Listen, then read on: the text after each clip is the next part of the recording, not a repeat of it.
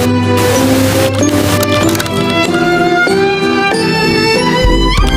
afternoon, ma'am. My report is all about performance art. This refers to artworks that are produced actions performed by that artist or any other participants, which may be live or recorded, spontaneous or scripted.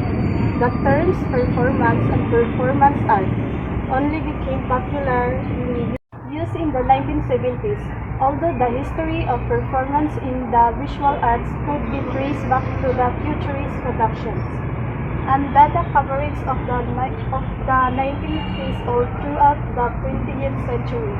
Performance was always seen as a non-traditional way of making art, lively and temporary with physical movement. It offered artists alternatives to the stationary performance of painting and sculpture. Performance art is a non-traditional art form where the artwork is the action itself, rather than a physical object, unlike a painting or a sculpture that stays the same over time. Performance art is live, temporary, and centered on the human body.